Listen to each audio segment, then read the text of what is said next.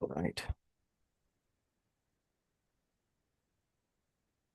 We are good to go. And just like that, we're live on the air. Paraglidingtalk.com. Glad you're here tonight. We got a great show lined up. Steve Mayer's with us, all the way from Utah. We're going to talk about speed flying tonight. I'm super stoked. Every once in a while you have guests on the show that are good or whatever, but this is one of the legends of the sport, man. I'm super stoked to have Steve on. Thank you, Steve, for taking the time to come and hang out with us, pair of dorks. And I'm super stoked to talk about all things flying with you. Yeah, In yeah, it's been a moderation, while. we got Scotty. Scotty's moderating. I don't know what happened. He's about to log off to go pee, but now he's stuck. Sean, he's with us. He's doing some moderating. Also, Anthony Peregringo. He's going to be handling all kinds of good stuff in the background. So thank you guys for what you bring to the table. Everybody's got a wrench next to the name, has done something exceptional for the paragliding community in some way or form or fashion. So thank you all for being a part of the show forever. I was thinking about Bill H. Bill H has been a part of the show since the NAM War, and I think he was one of the very first guys that joined paragliding talk, and he's always there, man. Always in the chat. It's like one of the first guys to check in and last guy to check out. So thanks, Bill. Appreciate that. Also, Craig Couch. I look at those two guys as the two, just low key, never asking for anything, always showing up ready to do something for the show. Appreciate you guys. Want to mention just a couple sponsors real quick. PPG Smoke, ppgsmoke.com is the website. If you go there, go check them out. They've got some really unique stuff that we can add to all your flying gear, your flying stuff. Go check out the website, ppgsmoke.com. Unity headset. There's some updates on there. If you go to the website and you inquire, you'll actually find out what's happening with the next batch. Get on his Instagram or email list, and you'll get some details. Also want to mention Paramotor Props. Paramotorprops.com is the website. Go check them out in case you accidentally blow up a prop. There's a little mouse just ran by outside. Oh no, it was a leaf. I'm sorry. I had this random mouse just show up on my front porch, and he was dead. And I don't have cats. I was like, that's weird. So I wonder who brought the dead mouse to the porch. Anyways, It's a trap. paramotorprops.com is great for when you accidentally blow up a prop and you need to get one quick and for a reasonable price. Also, those guys at One Up Adventures they really know what they're talking about when it comes to selecting gear. So when it's time to get maybe you're thinking about going to a tri prop or even a quad prop. You want to get some extra torque or something like that. You want to find something that's going to be maybe give you a little more thrust. Talk to those guys, and they've got a great thing going there. Also want to mention Harley Milne has a school here in Southern California, and he's got some world record stuff under his belt and flying coast to coast, flying all 50 states. He's got some other adventure flying stuff that he does, but now he's instructing. So you might be a pilot that's already seasoned, but you never did any cross country stuff. You can, for a nominal fee, sign up for his training course and learn some things that are going to help you to make your dreams come true. So go dreamlifterparamotors.com is the website. You'll find all kinds of cool stuff on his website. Do also want to mention one other sponsor, Andrew Fuller. I wanted to give you a heads up. So Andrew Fuller was messing around with one of those one wheels, and it glitched on him and it threw him down and he broke his hand, and actually pretty bad. So he sent me this picture.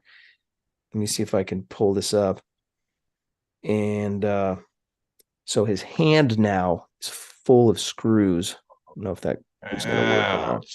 Yeah. So anyways, he is on pause right now for his shop. So just stay tuned. He'll be back in action soon, but don't send him any more new stuff for now. And I'll pause the advertising until he heals up so he doesn't get a bunch of people calling him. So anyways, Steve, thank you, man. I really appreciate you taking the time to come and hang out with us and talk about flying stuff. Uh, Obviously, if you don't know who Steve is known in the flying community as kind of one of the pioneers of free flying small wings. And so he is one of very few guys that I know that actually instruct in the realm of speed flying, speed riding, and those things. He's in Utah. How can people get a hold of you, by the way, Steve, just in case they're interested in get some speed flying under their belt? Yeah, our school is Cloud9 Paragliding. We're in Salt Lake City. We teach paragliding, paramotoring, and as you mentioned, speed flying. And if somebody needs some one wheel lessons, we can probably toss those in too. we sell a lot of those, and everybody gets hurt at some point. I It's kind of, know. man. I just tell them to leave it on the lowest setting. Anyways, Yeah. paragliders.com. So paraglidersplural.com is our website. It's got all the information about how to get a hold of us, and yeah, there you go. Yeah, we just updated our website. I got an awesome staff right now, and Sarah just redid our website, so it looks foreign to me, but that's us. Very nice. Yeah, that is different than the last time I looked at it. That's great. Yeah. Probably need to step up my game for paraglidingtalk.com. So the I love, by the way, I love your background. Your house looks amazing. Um, I want to start in by talking about the evolution that you've witnessed from the beginning of speed flying, speed riding, whatever you want to throw in, even paragliding. You want to talk about some of the things that you've seen, and the good, bad, the ugly. Talk about the evolution of flying since you started. Oh man, that's a long conversation. I'll try to narrow it down and make it more relevant to the paramotor pilots. But I started Yeah. in 93, actually 94, 95 is kind of when I became a certified pilot. So it was kind of right at the beginning of instruction. It was an awesome time to learn because I wasn't a pioneer. The guys that taught me were the pioneers. So I had like the first iteration of actual lessons. But it was still pretty stupid, the stuff we were doing. And the certification was very, very loose. We had to full stall. That was part of the certification. I mean, it was kind of Oh, crazy. wow. Yeah. And that's on a full size paraglider, I assume. Yeah, full Yeah, size yeah. paraglider. And Yeah. I quickly got involved in motoring. I don't even remember what year, but upper 90s, 99. But these things were massive. I remember the first one I had, you probably know the motor, it had two props like stacked on top of each other. And I'm Oh, 5'8", wow. and I could barely, like, the cage was like dragging the ground. It was impossible to get airborne. It was insane. What Um, was it? I'm trying to remember. I don't even like. I only used that one time, and it was just the biggest disaster. And I haven't Oh, seen it no. since. But yeah, the thing How was, much you think it weighed? oh, it had to be 80, 90 pounds. And then from there, I think my first motor was a DK Whisper, and that thing torqued so much. Like you had to do everything you could do to keep that thing straight from spinning you. Oh, Um, wow.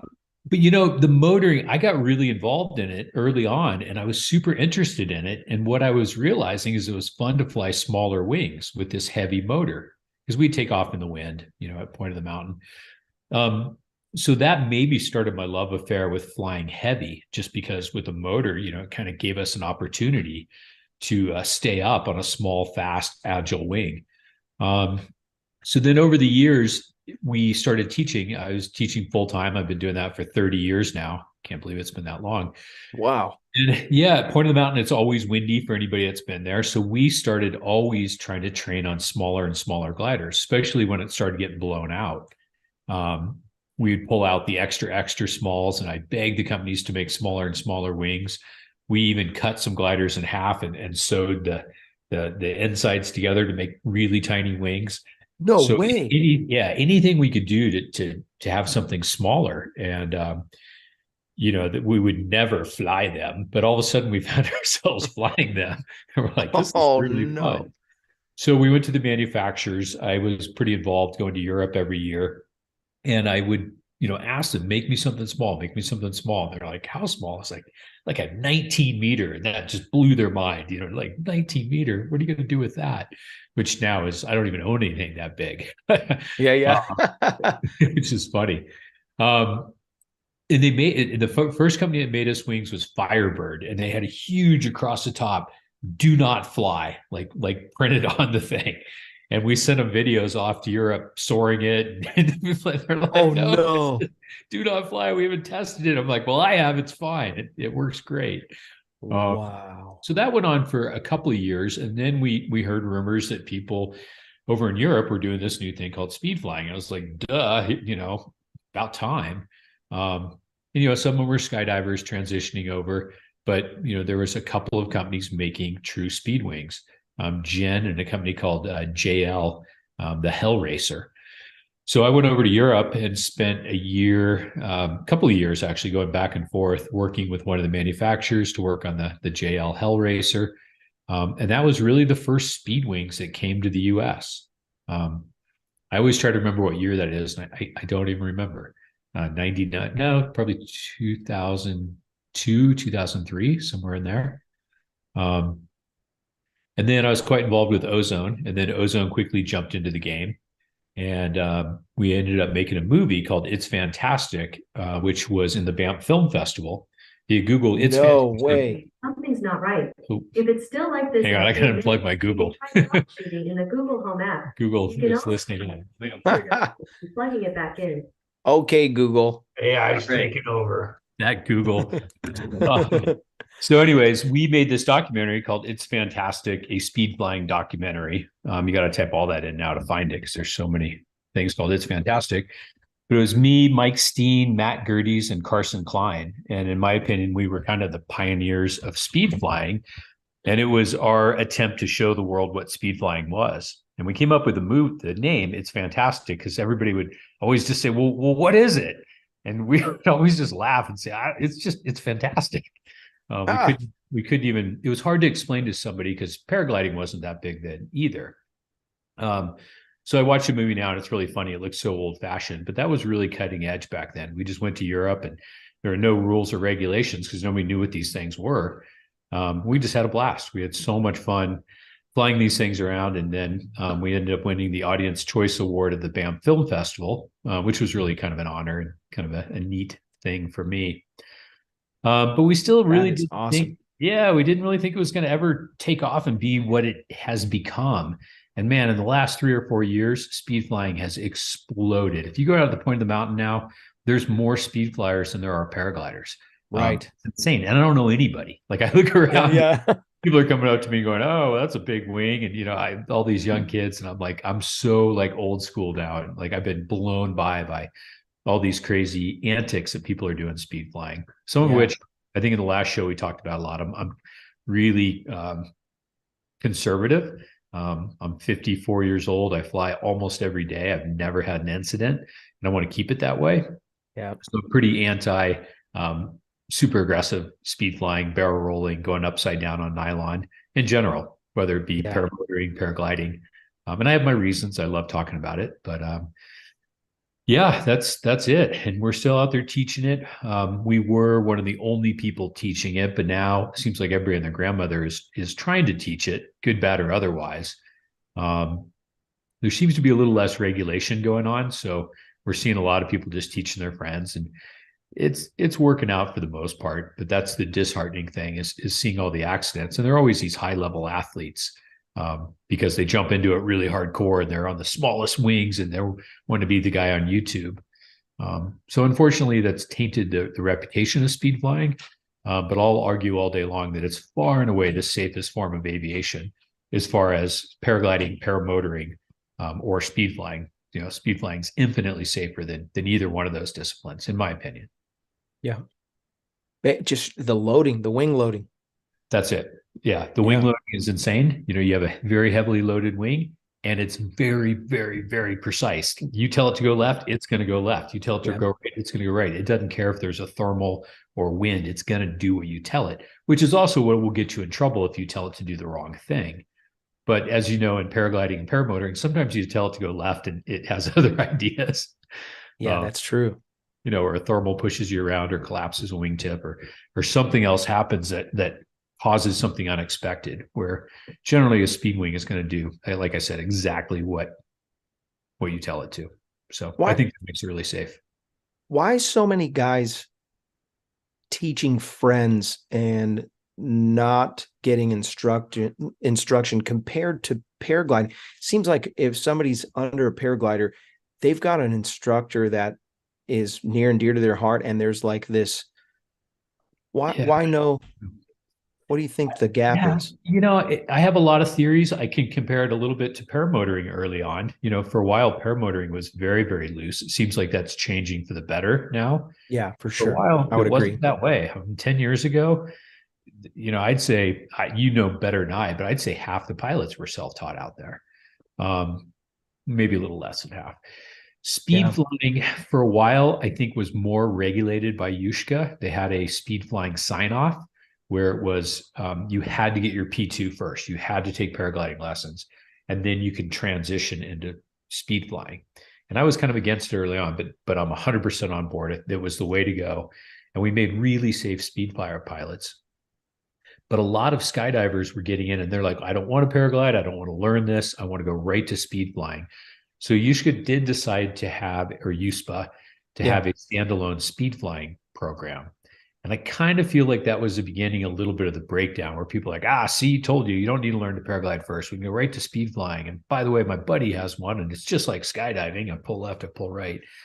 So, I think that's part of it, just this a little bit of breakdown in the rating system and a little bit of confusion, but more than anything, just the ease of access. I think there's a little less scruples in who will sell a speed flying wing to who. And I know over the years, as more and more people are like, well, if I don't buy it from you, there's 10 other sites on the internet where I can buy one, and it shows up in a little box and it's not this big intimidating thing. And it's to the point now where even I'm like, well, you're not certified. Are you going to take lessons? Do you have any experience? I'd rather sell it to them and work with them and talk through what their progression might be. It's kind of a bummer. I see it every day out of the point. The point used to be more regulated from the state as far as who could teach. And the state basically said, look, if you're not charging, anybody can teach anybody. So it's kind of a free for all. And, for the most part, it works out okay. But what I see is people just learning way too fast because it is pretty darn easy. But then they want to take it to the next step. And they want to be the YouTube hero and have their face all over Instagram. Right. And that's where we see the accidents. And it's a shame. Would you say that's what you fear most about this whole evolution from what it was to what it is today? It is. And, I'm seeing it, I read all the accident reports and I'm horrified. It's just the same stuff over and over and over. And it's so basic. And I feel like those people didn't have a mentor or good instruction to go, whoa, what are you doing? It's always, I was doing a barrel roll or I was on a 9 meter. And then I'm like, what are you doing flying a 9 meter wing? Like, right. Nobody needs to be on that unless you're that guy. And you'll know when you're that guy. You're not that guy right now. Right. I'm not that guy right now. Yeah.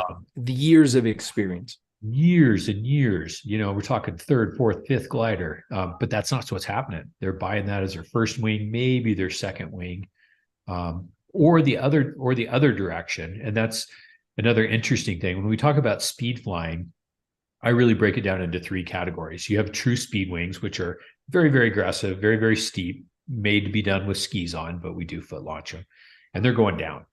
And then you have mini wings, which are mini paragliders, and they're going to behave like a paraglider. And they're in the 15 to 19 meter range.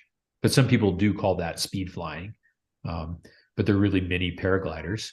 And then you have hybrids, which are kind of halfway in between, like the Ozone Dragonfly. It's kind of does everything, halfway in between. A little better glide, a little better sink.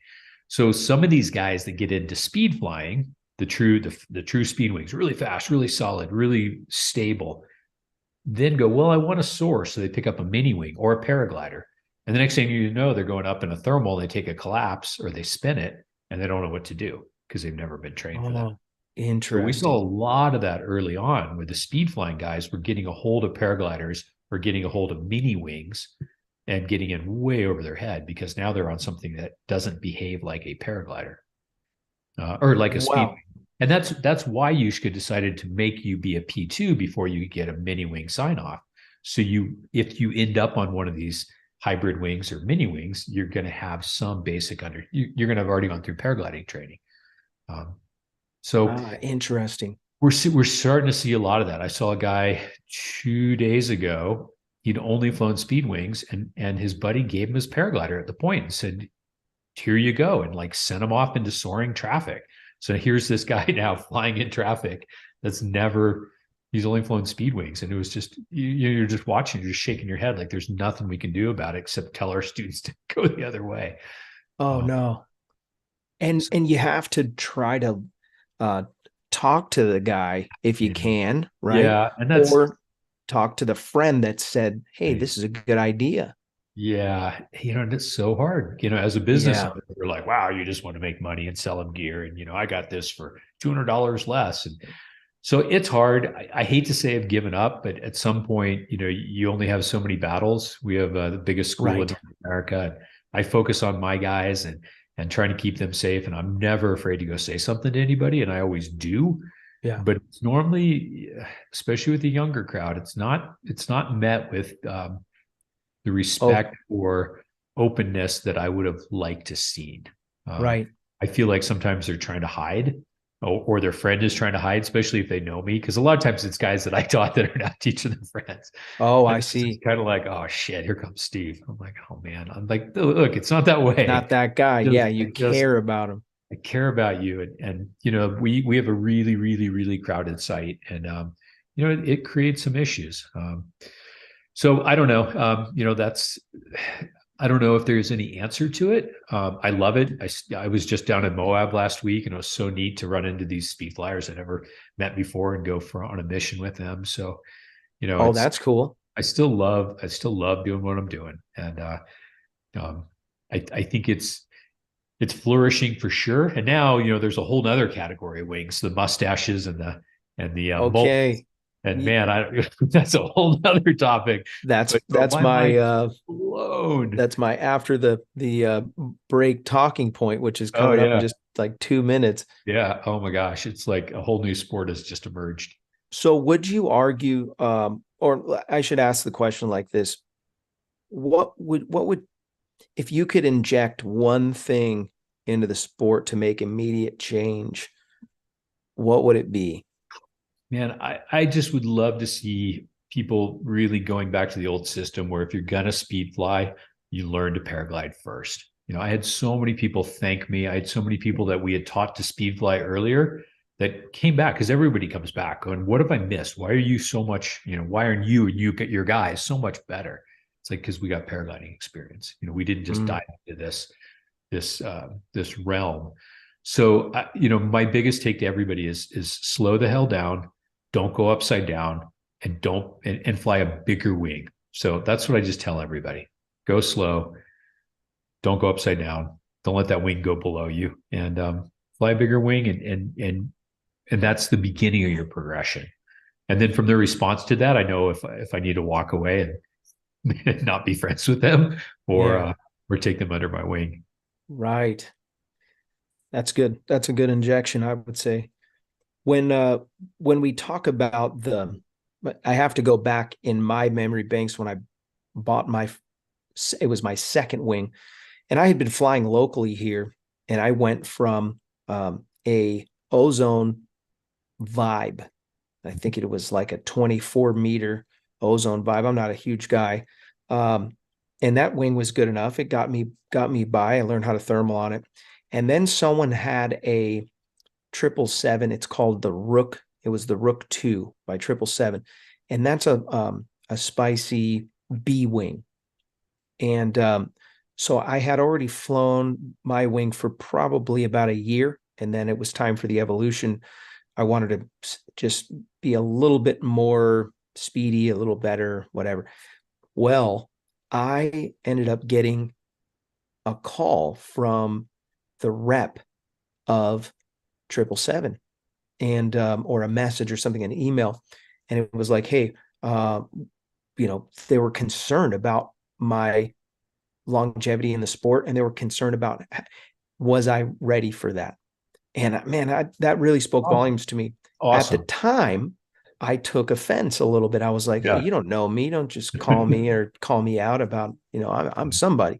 But they were protecting their gear in a sense, because if I go and have an event, That's the first thing because people ask.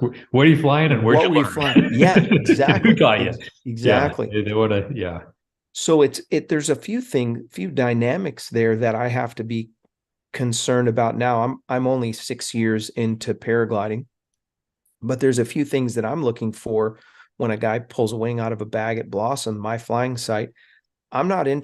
I've got tight schedules. It's when it's time to fly. I fly. When I land by the truck. I pack my stuff up and I'm out of there.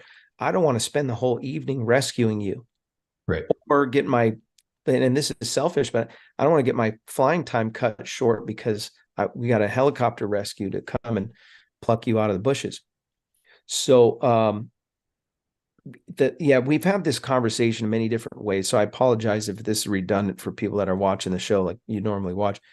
But I feel like there's a place where if we don't do something, there's going to be this maybe big brother that intervenes. And that's the big fear that I have.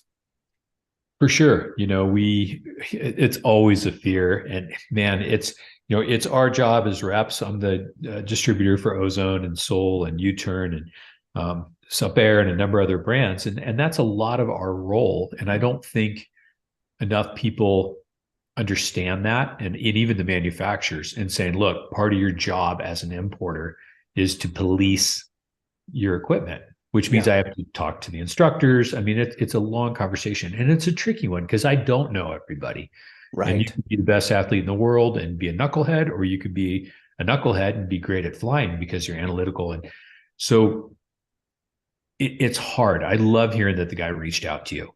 I love reaching out to people and usually they talk to me. Hey, I've done an SIV clinic and I've flown 15 different sites and I've got 40 hours last year. I'm like, man, awesome. Didn't know that. I hadn't seen you. Great. Versus, oh no, I just, bought this off. Yeah. Right. I wanted something faster because, I'm whatever. I'm the slow guy, or I read a good review or whatever. I want to be cool. I want to be cool. Yeah. I do see that. I'd say more so in PPG than I do in paragliding personally. People that I feel are on wings that are above their ability level. Oh, yeah.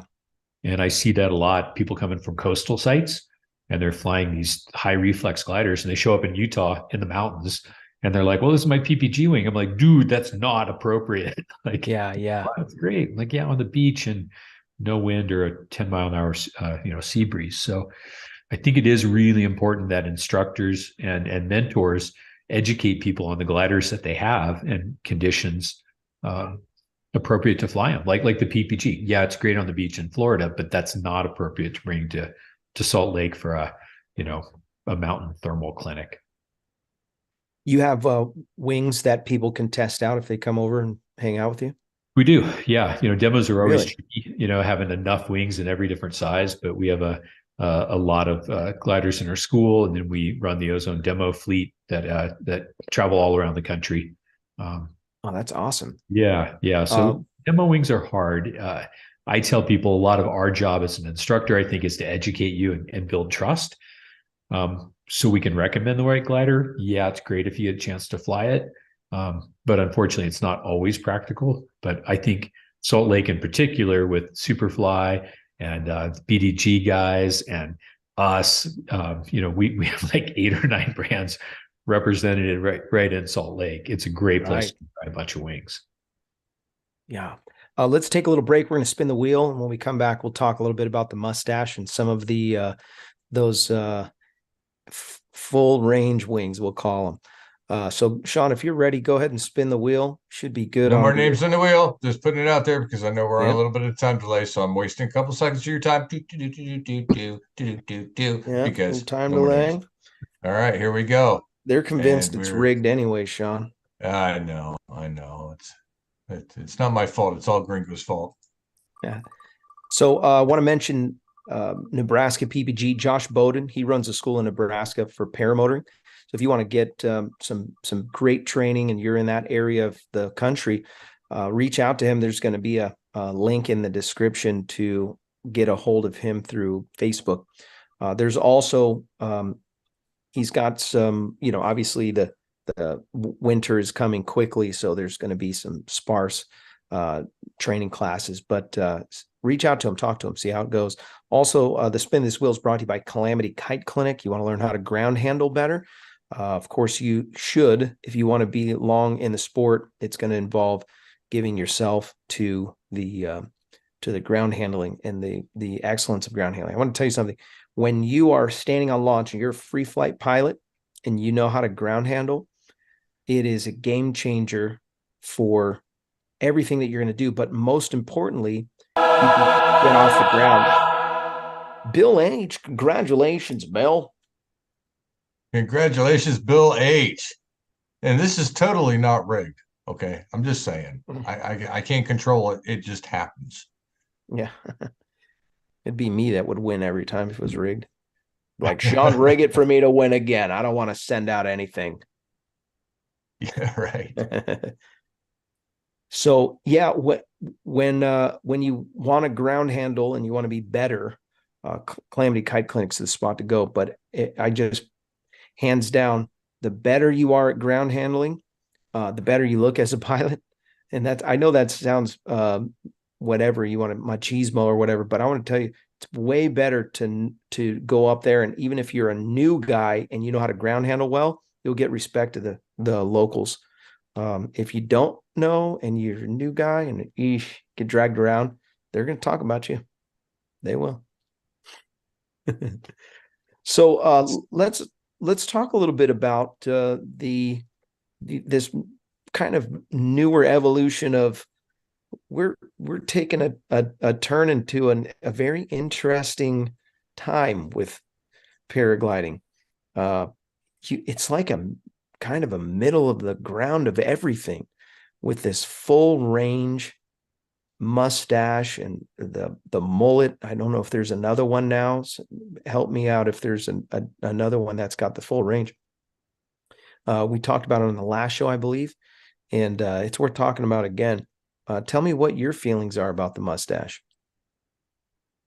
Oh, me, Steve? Yeah, Steve. Oh man, they're amazing. So I've been doing more with the mullet. There's a lot of mustaches in Salt Lake. We are a dealer for Flow, and they sent me some of the prototype mullets, and very similar. I think the mustache has a little more divey. The mullets may be a little more user friendly. That's kind of the feedback I've gotten. A little more like normal. They're amazing. I was really scared of them when they first came out. I think everybody was, but now that we got some time on them, and I literally watch newer pilots fly them every day. They're pretty darn safe. Like, people aren't having problems. For anybody that isn't familiar with them, paragliders do this, speed wings do this, these new wings do this. It's this new dimension where it builds energy, and you can dive the thing at the ground and go back up. So really, really fun and playful, and landing is just a blast. That's what's been really fun at the point. We have a 300-foot hill, but we see the truck driving down to the bottom. Everybody's just diving for that ground to get that huge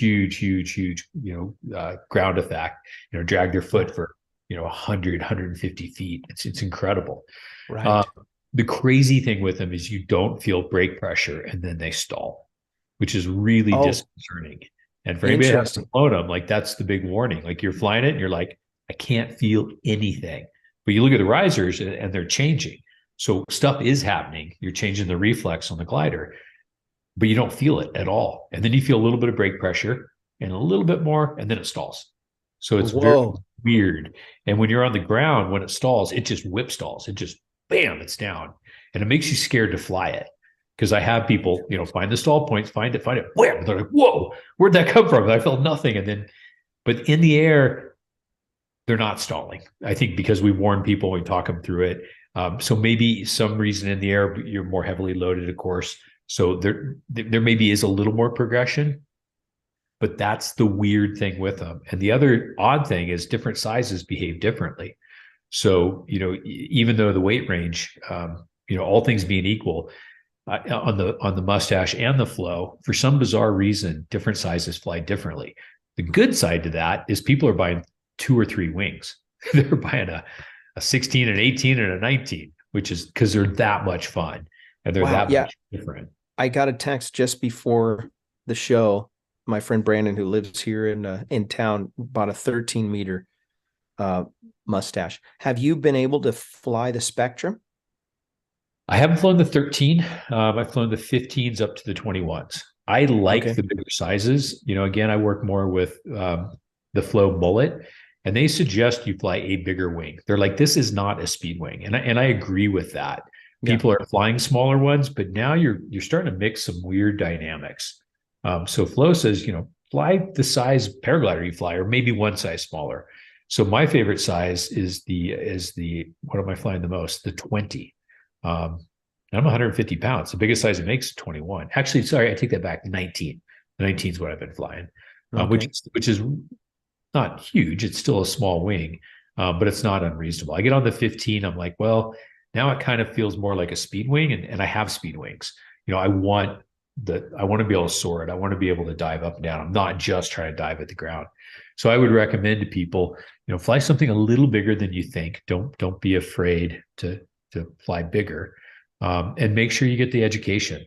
I know on the Mustache website, they have an excellent video series, and it's kind of a must watch before you fly them. And it goes that's great. really great. And I'm working with Flow, and hopefully we'll be developing a very similar, video series on all the, I don't want to call them warnings, but just how to fly these things. Logistics, exactly. Ozone's working on one. I'm really excited. Carl out here in Salt Lake's been getting some final prototypes going. Ozone always does things special, but they want to get different. So the big thing they are working on is trying to somehow put some brake pressure feel into that. No kidding. Give you a little bit of progression. But because of what these things are, it's really hard to do. How far along are they on that? That's a really good question. Yeah, I don't know. No answer, or don't know. Carl, who you got to have Carl on someday. What's his name? Carl Weinstein. I'll have to send you his contact information, but he's the best speed flyer in the US, if not the world. And he's doing product development for Ozone. But he's pretty far along. Last time he handed me a prototype, and he gave it to me, and then he took it back and said, I don't even want you to fly it. No kidding. Because it's just not ready. And I respect that. He's like, wow. it would be worthless for you to fly it because I know all the things that you're going to say, and I know all the issues, and we're going through lots of iterations. So Ozone wants to make something. So did better. you get to fly it or no? Not that one. Yeah, no kidding. Ones. And it's close. He gave it to you, and then he took it back. Yeah, he just thought second. He thought better of it. It's just like there's no point in it because it's not special yet. And wow. Okay. So I hear they're close. I just got back from a paragliding road trip down to Moab, and people said he was out flying it all week. So I'm going to get a hold of him hopefully the next couple of days. And do we have a name yet? No, I think it should be called the what was it? The mullet. The mullet. Sorry. That's no. Sorry. The Fu Manchu. The Fu Manchu. Okay. We got the mustache, the mullet. Yep. The pork chops. The pork chop, yeah. Yeah. So no, I don't chops. Think yet, but yeah. Wow. We've been laughing about that one. So yeah, I'm excited. It's a whole new thing. It's I keep going back to how crowded the point is. It's making the point even more crowded because you got hang gliders, you got speed wings, you got paragliders, and now you got these things that are going like this, porpoising through everybody. It's like, oh my gosh, and they're faster than a paraglider, but slower than a speed wing, and more akin to the way a hang glider would fly. Right. But so far everyone's getting along well, and it's just really fun to see the stoke on people's face. It's I've said it. I'll probably never fly a paraglider at the south side of the point of the mountain again because these things are so much fun, and then I still have a blast on all my speed wings. Right.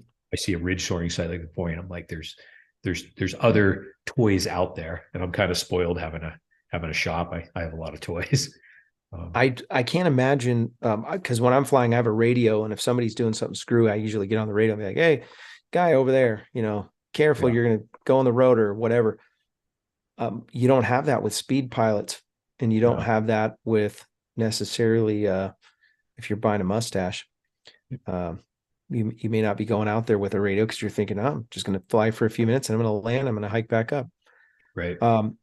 So what is your go-to wing, and what size? Well, I'm really digging the 19 mullet. Mullet. Okay, so that's your go-to right That's now. I mean that's my whatever slope soaring wing. Yeah. But my all-time go-to favorite glider, take everything away from me. I only have one thing left for the rest of my Yeah. life, is the 15-meter ozone light speed. So the light speed is a mini wing. Yeah. I can soar it kind of. I can thermal kind of. It's really fast. It's super stable. It's really, really, really lightweight. It's my hike and fly setup.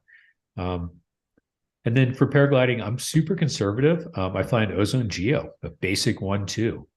Really? I have lots of reasons why I give talks on why I fly a basic 1-2. And that's such an awesome wing. I say 1-2, low B. Yeah. And the reason I fly it, I'll just real quick in a nutshell, is it's all I need. Like I fly recreationally. I do this for a living. I fly every single day, probably 300 days a year. I fly a lot. Wow. I fly really shitty conditions when my students can't often. And I'm not trying to set records. I'm not trying to win prizes. I'm trying to have fun. I like to take photos. I like to answer my phone, call people. And I was in the air. Everything everything I want to do, I can do on a low B. So I like to go to the lowest common denominator. What's the safest glider that will accomplish my goals? And my goals are to fly for a long, long, long, long time and not be scared. I'm kind of over taking collapses and all that stuff. I just don't like that anymore. Yeah. So anyways, that's my go-to. Oh, and then for paramotoring, the Ozone Spider for the exact same reasons. Love the Spider. Love teaching on it. Love selling them. Man, is that a popular wing in the paramotoring community? The Ozone Spider for sure. Yeah. I mean, it's huge here. I feel that's like far and away our go-to wing. And I can put anybody on a Spider. I even had some advanced pilots recently that had a Viper and they're like, I want something different. So I sold them a small Spider and they were like, oh my gosh, this is so fun. So taking safety of a Spider, but then going smaller to get that speed and agility. So it's kind of neat to see what games you can play by. Wow. So anyways, yeah, that's. I've got a couple of questions from the chat I want to get to, and I do need to mention one sponsor that is in Texas. So if you're in the Lone Star State of Texas, Ron Turan has a really great school down there. The website is LoneStarParamotor.com.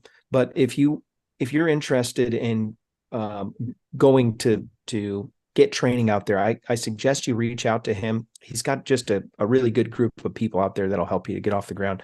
Go check out Ron Turan's website, LoneStarParamotor.com. Then I also want to mention Max Acro.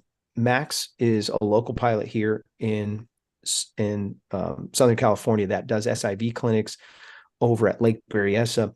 If you haven't done an SIV and you're a paraglider pilot, I don't care if you're a 1-month paragliding pilot or a 10-year pilot that's never done an SIV, I recommend go and do one, and you'll not be disappointed in that. It is taxing on the heart. It's like you're having to face your giant or face some fear that maybe you don't, because you don't know what's going to happen. And I want to tell you something, just hearing Max's voice, even after the SIV, it's like, there's this calm, like, I feel confident whenever me and Max go fly cross country together and I hear him on the radio. It's just like, man, there's like a comforting, after the SIV, it was like, we went through something. It was like a war. And anyways, I want to encourage you, maxacro.com. He does a couple SIVs out of the country as well. Some clinics that he does. And it's not necessarily always just about going over water with a boat. It might be some flying adventure mixed in there. So go sign up for those at maxacro.com. So a question from Yankee Paramotor. He says, what does Steve say to the guy that takes a head in the sand approach? I'm hungry. I'm talking about sandwiches. In a sand approach to mentoring and interventions, tired of trying to stop the crazy decisions dudes make that might be a compromise. That was a mouthful. Yeah, it's a tough one because we run across it, and I usually take a pretty calm approach to it.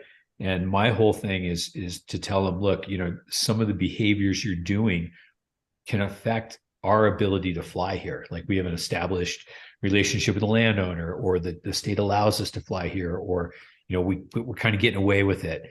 And you're free to do what you want, sir, but you're really scaring me. And as an instructor, I can tell you I've seen a lot of bad things and I don't want to see it happen to you. And I'm concerned too that the rest of the community could lose this site. And I hope you take that to heart, or something along those lines. But I try to take Right. more than just, hey, you're being an idiot, dude. Right. Right. And I tell stories. I tell all my students, I'm not afraid to tell all the bad stories because we Yeah. remember. I'll tell you about the guy who chopped his hand off in the motor, and the guy that lost his arm with the thing that jumped back at him, and the guy that I mean, the stories, unfortunately, doing it for 32 years, I have a lot of bad stories. And sometimes if I say, look, your behavior is reminding me of somebody that I once saw, this is what happened. And what the bummer is his equipment got all broken up. I mean, sometimes you gotta, they Just don't simple. give about their body. Like, I can perhaps save you some broken props and broken this and broken that. Yeah, that's great. That is But really good. yeah, I usually try to start the conversation friendly, like, hey, how long have you been flying? Where did you get your equipment? That's awesome. It's cool to see somebody new out here. So I try to take the defense off before I lug into the and you're being an idiot. Yeah, yeah. But That and it's tough. It's tough. there's we talk about self-regulation and we talk about, hey, everybody needs to kind of play their part. Unfortunately, for the veteran pilots and instructors, it's almost like an expectation for guys like Steve to just automatically manage the situation. Like, well, Steve should say something. But I feel like there's a certain amount of responsibility that everyone needs to take and kind of maybe usher him. Hey, have you talked to Steve? Uh, you know, I wasn't flying that type of wing until 3 years in, or my instructor recommended that I did this or that. I felt like a lot of that was going on in the beginning days. Now, I'm kind of a weird exception because I did try to self-teach. And I also was putting everything that I was doing on the internet from the very beginning, from ground handling. Before I even took a flight, I was ground handling in the park, and I had logged 30 hours in a logbook before I even got my feet off the ground. And I was inquiring of other pilots along the way, and all of them were telling me, no, you got to get instruction. And I'm trying to play this like soft approach. Well, I'm going to just learn how to ground handle first, and then eventually I'll get instruction and blah, blah, blah. And it was stalling so I could save enough money to get instruction.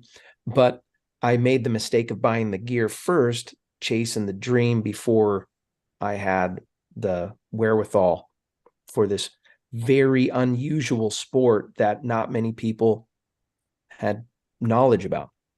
So I just believe that it's important that we self guide. Everyone was willing to give me information. I don't think everyone is willing to give everybody a kind of a shot. And I think if I could give one gift to flying, that would be it, that everyone would kind of throw in their help in that. Well, that's another thing too. It's more impactful when you have several people coming. Let's say I was flying like a fool and I landed, and several people saw it. If I have several people come to me and talk to me about the situation or about how maybe something happened to them and this happened, it makes it more relatable. And then you get 10 people saying different things of the same type of thing. It's more impactful that I probably shouldn't have did that this way. I should have approached it this way, and that would have probably been better. Yeah, for sure. I hate that because this happens weekly where somebody's like, hey, Steve, go talk to that guy. Right. And that has a whole lot less effect. Just so you're saying, if that guy goes, hey, I want to introduce you to Steve or this instructor, I saw you doing something a little crazy and I'd love to get their input, Yeah. I think it does mean a lot more. And again, everybody looks at the instructor as, okay, this guy wants to make money and blah, blah, blah. So yeah, I hate it whenever somebody comes up to me and says, hey, go talk to that person. Yeah. It's just so disheartening. I just am like Yeah. I'm busy at the moment. Why don't you go talk to him and set something up or introduce Yeah. me? But yeah, It's like when kids come in and they tell me that I need to go and check one of the other kids. I got 4 boys, and there's always one coming in and goes, "You need to talk to your brother. You need to talk to my brother." And I'm like, "Don't tell me what to do. It's a self-fixing problem. Go fight it out." yeah. But I've got there's a certain amount of respect that I have now. I thought I heard somebody chime. Yeah, I wasn't going to finish the sentence. I said, go punch him in the, Oh yeah. So I mean, it's one of the things that I think the future of the sport is going to depend on the culture of the sport. And if we can develop the culture of we're protecting this thing, it'll be a lot easier to manage if we rely on kind of a big brother type approach, like, well, someone else will handle it. No, that's not the way. I don't think that's the way we want to go. We can see how that's working out with our government. So there was another question, and I know we're coming close to the end. Seabass, he had asked Steve, he said, Steve, were you friends with Josh Ellison? He'll be missed by everyone who know him in Salt Lake Valley. Yeah, man, I was hoping this this wouldn't come up. The last time I was on, we just had a fatality. It was a couple of years ago, speed flying. Yep. Crazy enough, that was Danny. I have pictures with Danny and Josh and I out riding motorcycles. So yeah, Josh was a good friend. I taught Josh how to paraglide. He did some work for us as a tandem pilot. He wasn't working for us at the time. He did freelance, so he worked for other people.